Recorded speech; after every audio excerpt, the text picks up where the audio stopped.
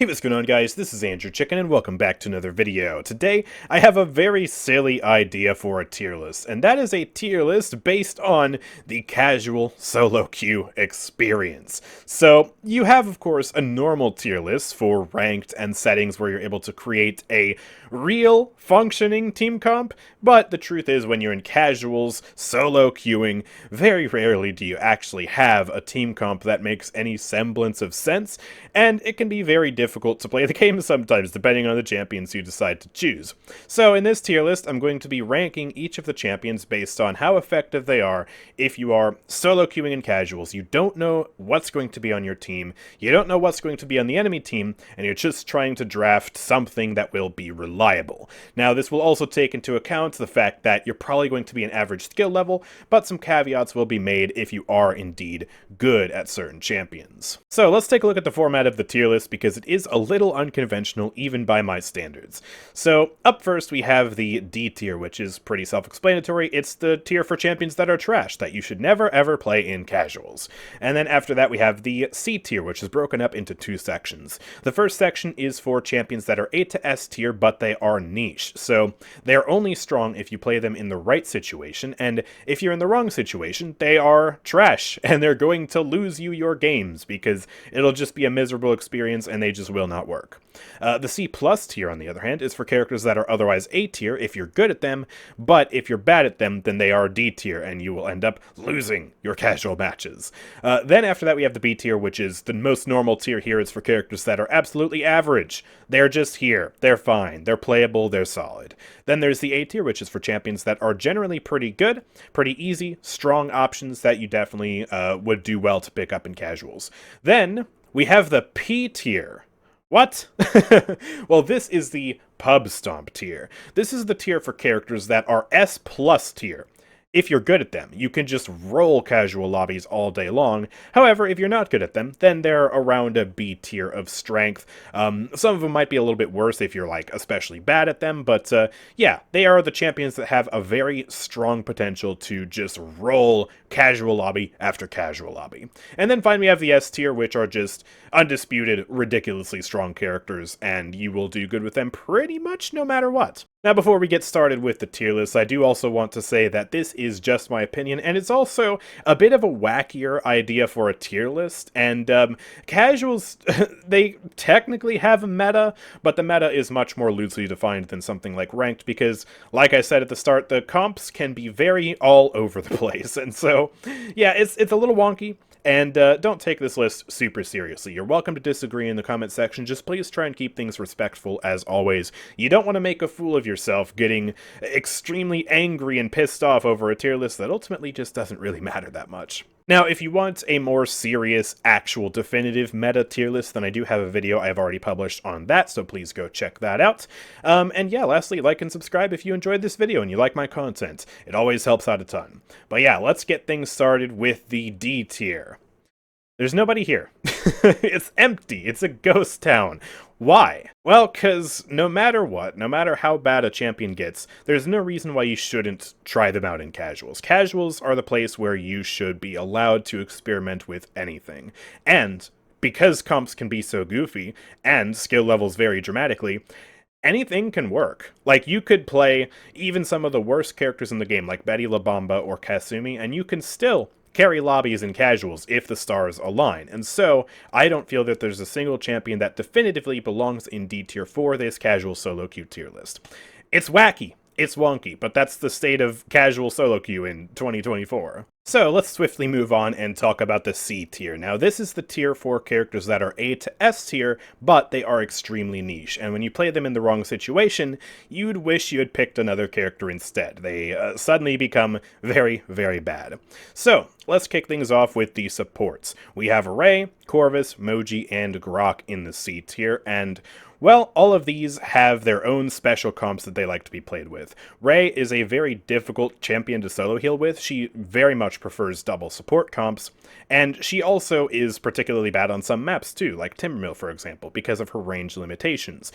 So she certainly has comps where she can shine in, and she also really benefits when there are a lot of powerful ults on the team, but there are other comps where she is absolutely trash, and certain characters hard counter her while others don't. For example, she hard counters a character like Sha-Lin because her envelop will give basically like 70% damage reduction against that character. Meanwhile, Koga will hard counter her because he can cleanse her link and he can cut right through the envelop. So she is a very situational character, and you can't control what your teammates pick or what the enemies pick. So there's a chance that you could play her against counters and have no real way to mitigate that. Next we have Corvus, and he is a great champion if you have good flanks to pocket. But if you don't have good flanks to pocket, or conversely the enemies have good dive champions, Corvus all of a sudden becomes a heck of a lot more difficult to play. He's super strong, but again, very niche. And then we have Moji and Grok. Both of these are characters that you want to play in brawly, sort of pirate/sumo comps. And they are absolutely fantastic in that niche. Grok is arguably an S-tier character in the right situation, but it is very rare that you actually get such a favorable situation for Grok, because most of the time, your teammates and casuals, if you are solo queuing, are not going to want to pick 2 tanks, let alone even a goofy 3-tank comp for Grok. So, he's mostly suited to parties where you can actually strategize around making a good Grok comp, and then all of a sudden his viability just skyrockets. After that we have the damage champions. We have Betty La Bamba and Dredge, both of whom are sort of siege blasters, and they're really good on a map like Ice Mines. However, both of them have their issues versus a lot of the roster, especially champions that can fly, champions that are highly maneuverable like flanks, but they do definitely have their strong suits versus big, beefy, brawly comps, right? They can spam a bunch of bombs, they can spam choke points, they can certainly be really effective. So, again, niche characters. Then we have Drogoz, and of course Drogoz is a very niche character. He is either the best character in the game or the worst character in the game, depending on who's on the enemy team, and also which healer he's got. Because if you pick Drogoz with Grok on the team, that's no good. But also if you pick Drogoz when the enemies have Androxus or Octavia or someone like that, he is also going to have a very difficult time. But there's also a chance that the enemies pick a bunch of projectiles that don't have much range, and then Drogoz will just have basically a free win on his hands. So yeah, he's a very he's a very dynamic character in that regard, and he is definitely, I would say, the epitome of a C-tier character in regards to how I do my C-tiers on my tier list. Finally, we have the tanks, and all 4 of these tanks are the true off-tanks that cannot solo tank or point tank in any capacity. So they need a second tank on the team to be played effectively, and when they have a second tank on the team, their effectiveness skyrockets. But if they're forced to solo tank, it is an absolutely miserable time. Rom, of course, has no barriers he can project from himself to block damage in his stead, cleanse cauterize, block crowd control. As a matter of fact, he is extremely susceptible to crowd control. He's great off-tank, but he is not good as a solo tank, and that definitely limits his viability when you're solo queuing in casuals. Torvald as well, kind of a similar thing, no projected barrier. He does have pretty good self-sustain with his shields, but of course he gets countered by Wrecker, and he has no mobility, and he will also eat a lot of crowd control, so again, very difficult to solo tank with him. Ruckus has pretty good mobility, but again, no projected barrier, no way to block crowd control except for Flux Generator, which is pretty good, I guess, and no way to counter cauterize either. He is not a solo tank, he is not a point tank, and so he goes into C tier as well. And then finally, Yagharoth is not a point tank. There are still some people who think she is. There are some people who play Unnatural Persistence. That is not a point playstyle. You cannot play point with Yag. She is not a point tank. Stop pretending that she is, because she's not. She is most effective by far when you pick a second tank and let her just run wild on the enemies, not having to worry about the objective. So she also goes into C tier. After that we have the C+ tier, and this is very similar to the regular C tier, except the qualifier for this tier is that they are A tier if you're good at them, and if you're not good at them, then you're going to have a very difficult time in casuals. Casuals are still the best place to practice these champions, but you're going to struggle to do well with them until you finally have the skill to make them good, and then all of a sudden their viability actually skyrockets to the point where they'd be better than a lot of other characters. So we have Lilith, Furia, Pip, and Maldamba as our supports in this category, and all of them have have different forms of skill requirements. For Lilith, it's figuring out how to manage your blood health and how to position your swarms properly, and even then, sometimes your teammates just won't stand in your swarms in casuals because they don't know how to position themselves properly, and so that can be very frustrating. She is a very difficult champion to get good value out of consistently, but she still can be very, very strong, no doubt about that. Then we have Furia, and if you're a bad Furia trying to play Solar Blessing, your beams are just going to be all over the place, and you're going to be struggling to heal your team, and it's going to be a nightmare. But a good Solar Blessing Furia is one of the best supports you can possibly have, so a very night and day sort of thing there. And yeah, also there are still some people in casuals who will just play Cherish all the time, because they haven't realized that the meta has changed since last year, and well, Cherish Furias will basically just instantly throw the match because that talent is in desperate need of a buff. So there is that too. Then there's Pip, and Pip is one of the most skillful supports in the game because, well, the sad truth about most supports is that most of them have some form of auto-aim healing. And so, yeah, it takes the aim requirement out completely. And so then you have Pip, who needs to aim not just, you know, in general, but he has to aim specifically a slow arcing projectile with Comet Medic, and things get difficult. Or alternatively, trying to time cauterize with the Mega Potion, which is a very long cooldown, very rewarding if you time it properly, very bad if you don't time it properly. Both of those have skill requirements that make Pip a very difficult champion to achieve value with in solo queue casuals. So if you're very good at the champion, you can still make a do and turn this champion into an awesome powerhouse of a support. But yeah, other times he will just, he will have a very, very difficult time. Let's just put it that way. And yeah, Moldamba is a very similar story. He's a very difficult support to master, and he is one of the best supports in the game when played by someone who's good. But of course, when he's not played by someone who's good, then you would actually prefer some of the other supports in the game than him. And so that's why he goes into C+ here for our casual solo queue tier list. Then we have two damage champions, Shalin and Imani. Both of them are very similar damage champions, very similar weapons, and very similar skill requirements. Although Imani is a little bit more difficult than Shalin, but a little bit more rewarding, I would say. So yeah, pretty standard C+ material right here. Caspian is our only flank in C+. He is janky, he is unpopular, but he is still very strong in the right hands, and so if you are good at him, then he will be able to stomp some casuals, but for most players, he's not going to be that good. And then finally, Atlas. He is the most difficult tank in the game, arguably, because he requires really, really good ability usage. You have to think in 4D, and make sure that you're not screwing your teammates up by rewinding the enemies at the wrong time, and you have to handle your own positioning very carefully. So, a lot of times that's just too much for your average casual player, and yeah, he's also a character who, while he certainly can solo tank, it's not preferable, and so there is a bit of situational ness there too. That's not a word, is it? Oh my goodness. But yeah, he seems like a pretty reasonable C+ tank to me. Now let's move on to the B tier. These are the characters that are perfectly competent in casuals. And well, we'll start off with the supports. We have Ceres and Genos up here. These are D tier supports as far as ranked and serious comps are concerned. But for your average player, in a solo queue environment, these two characters can be very reliable because they are very ridiculously easy to play. And that ease of use does bring value because it means that at a baseline level, if you give your average casual player one of these supports, they will likely do better than someone who, on paper, is able to get more value, but requires a lot more skill to play. So that's why they go into the very bottom of B tier here. And then we have Grover, who is in B tier on my regular tier list, and I just figured I'd leave him here as well, because he is, in some ways, easy and in some ways difficult. He just heals everyone in a radius around him, which is easy, but timing the Blossom does require a bit of finesse. He does have a projectile, very powerful mobility, but it takes a little bit of finesse as well to work out how to Vine Tech.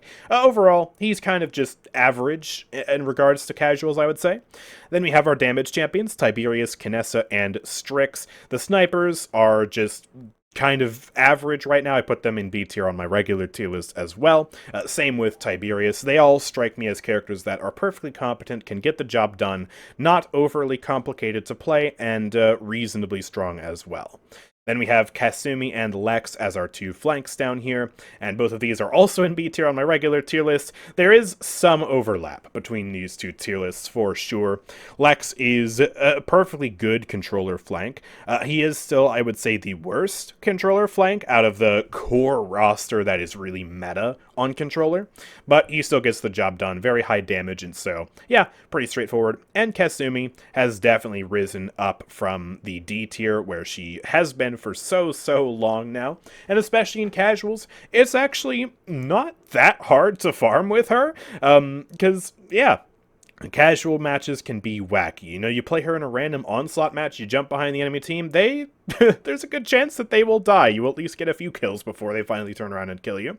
So, yeah, into B tier she goes. And then we have, what's this? Most of the tank roster? What?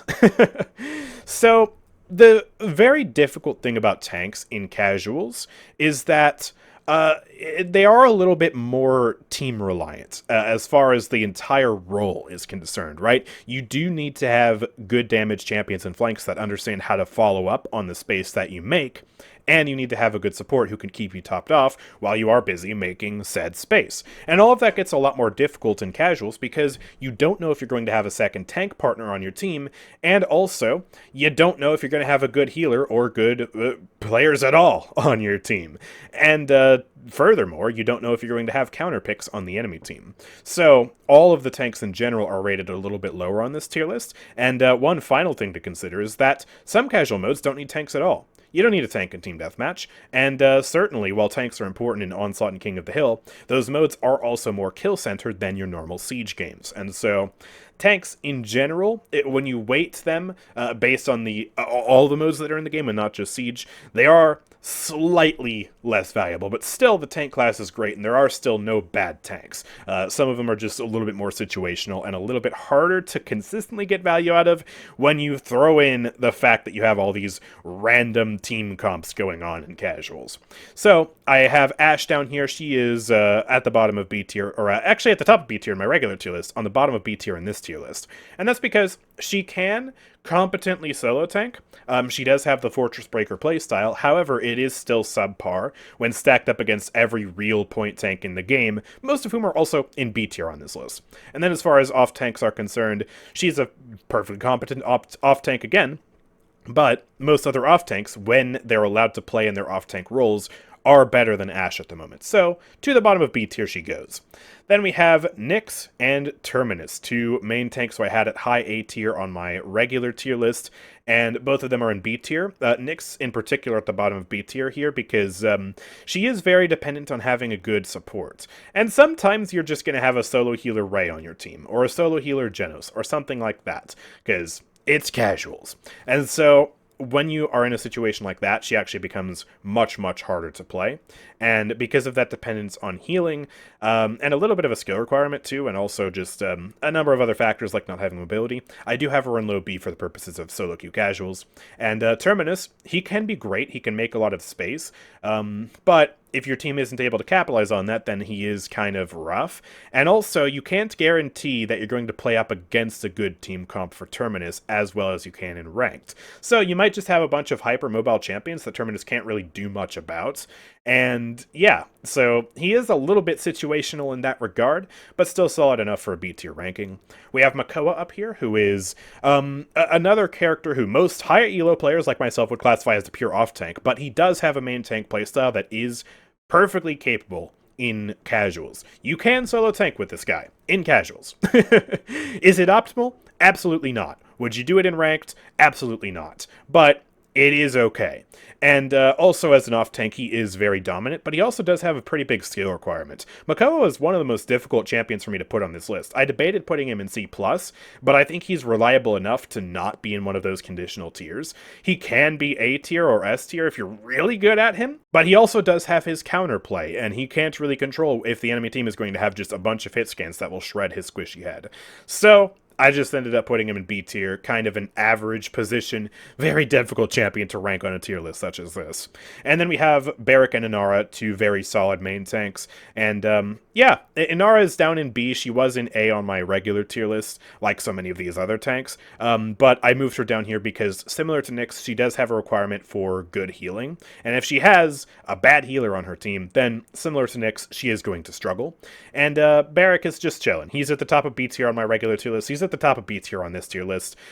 He is very easy to play, and I'm factoring that in here. He's a lot easier than a lot of the tanks below him, and he is very consistent and competent and gets pretty good value if you need to pick a reliable solo tank if you're just in a random siege match. So, yeah, that's why he gets the position in B tier that he does. Now moving on to the A tier. These are champions that are generally reliable, strong, and consistent in solo queue casuals. When you have a bunch of random garbage on your team and you don't know what the enemies are picking, these are the characters that will be generally reliable and easy. And yeah, starting off with the supports, we have Ying and Io. Both of these are very strong supports right now. Io is very reliable in casuals for a number of different reasons. First of all, she's very easy. Auto-aim channel healing, that's very strong. And her weapon's pretty easy to use too. But on top of that, she has the sacrifice playstyle, which allows her to basically have a second life.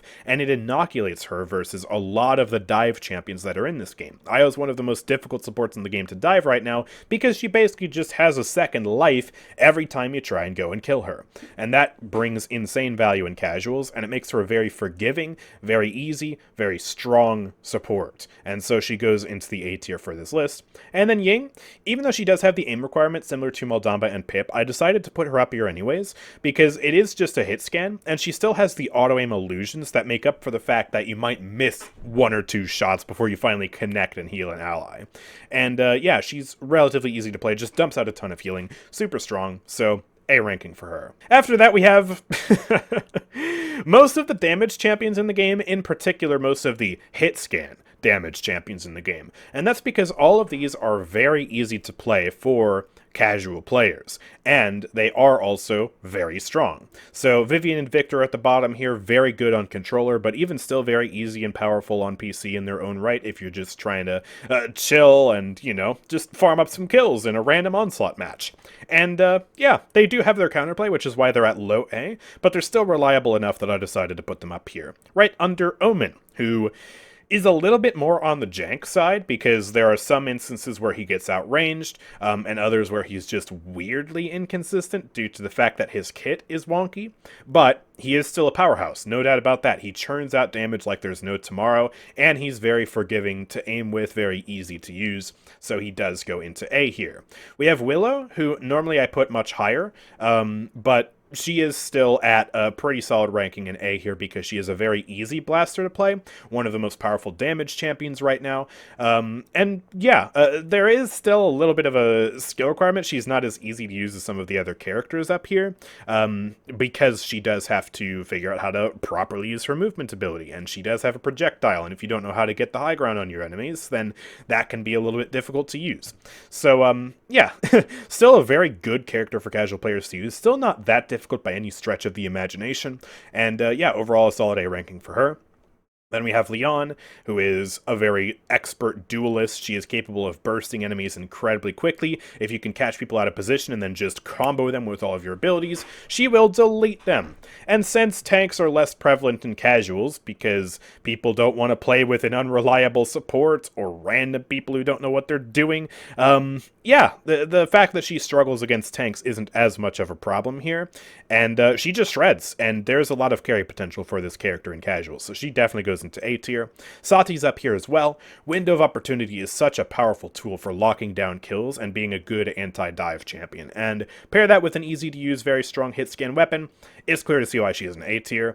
Octavia is also an A tier. She's a little bit clunky, a lot of people don't like playing her. She is seeing more popularity now after she got some really nice changes, and overall, yeah, she just dumps out a bunch of damage, relatively easy to use. As a matter of fact, now is the easiest she's ever been to use, so A tier for her as well. Cassie is a generally very strong damage champion. Even though she is projectile, she's still pretty easy to aim with. And the burst combos are very similar to Leon. She also has pretty good tank pressure, so easy choice for A tier. And then at the very top of A tier for damage champions, of course, when we're talking about casuals, it's gotta be Tyra. She is very survivable, very good damage reduction build, and she just churns out damage, and it's very easy to churn out said damage. So, yeah, I mean, undisputed queen when it comes to casual damage champions, I would say, for ease of use and for strength. Now we move on to the flanks, and we have Xin up here in A tier. Normally I have him in B tier on my real tier list, but he's in A tier because, similar to a lot of other champions that have bumped up here, he is very easy to use. And when we're talking about your average players in casual, ease of use is very important. He does not require a lot of skill to get into, and proportional to the amount of skill he requires, he gets pretty insane value. And so that sort of translation right there of skill into power is what puts him into A tier for me on this list, especially because he also does have pretty good matchups against fast-firing hit scans. And yeah, he can very easily bait out counter from other similarly skilled people in casuals, and that will translate into even more value. Speaking of fast-firing hit scans, we have Skye and Talus, two champions who I put in A tier on my regular tier list as well. Both of them are very good on controller especially, and can get a lot done in regards to kills. Nothing more to really say there. Then finally, Androxus. Fantastic flank. One of the most, actually, I think he is still the most popular flank in the game. He gets ridiculous value. He does have quite a high skill stealing, and that can translate into pub stomp carry potential, but he's also not so difficult that your average player can't pick him up and do decent with him. So for that reason, I decided to put him at the top of A tier here. Overall, a very solid, consistent flank. Then finally, we have our tanks. We have Fernando and we have Khan, and these two are who I would consider to be the best, most consistent tanks you can possibly pick up in solo queue casuals, because Fernando is a ridiculously easy tank to play, and he is very consistent. If you need a very solid, just solo tank for capturing objectives and making space, the Aegis playstyle works very well for that. You have a big shield, very forgiving, just super strong. Or, if you want to have some carry potential, if you want to pop off, then you can also play Scorch, and that has a lot of carry potential if you're good at it. So, very dynamic, very good in that regard.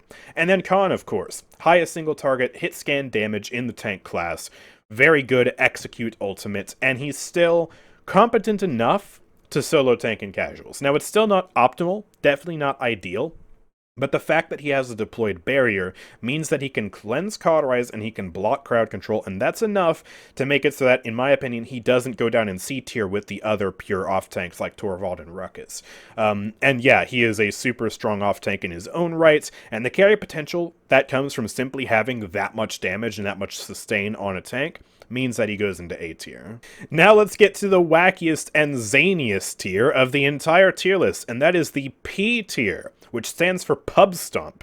These characters are S+ if you're good at them. If you have the skill to pull them off, then they will absolutely dominate your average team deathmatch, onslaught, casual siege. But if you're not good at them, then they go down to just being varying levels of alright. They're solid. In some cases, they might even be like C or even D if you're like really bad at them, like 7 here, for example. But their carry potential is obvious. So, if you're good at them, they're fantastic. Bomb King is who I would consider to be the P tier damage champion. He does have a pretty high barrier to entry. The skill floor is pretty high for him because it is very difficult to get into his weapon. A lot of new players tend to struggle with that. And so he could, like, if you're just starting out, be considered D tier, but we're not talking about noobs here. We're talking about your average casual experience. And the average BK would probably go in about B tier in terms of their strength and overall power in Siege. But, well, pat myself on the back if you're a Bomb King main like me. Yeah, he carries casual matches left and right. He is super duper strong if you put in the effort. And so he is our first pub stomp character. And now we have the flanks, and flanks are probably the class with the most carry potential in the game when we're talking about individual performance in a casual environment, because they have the mobility and the damage to pick their own fights, take matters into their own hands, and if you're skillful enough at them, then you can easily just clean up kills left and right and dominate the lobby. But they do require effort to play, and so if you're not good at them, then they're not going to be pub stomping. Very important qualifier there. But all of these, Seven, Maeve, Buck, Eevee, and Vatsu, they can be ridiculously good.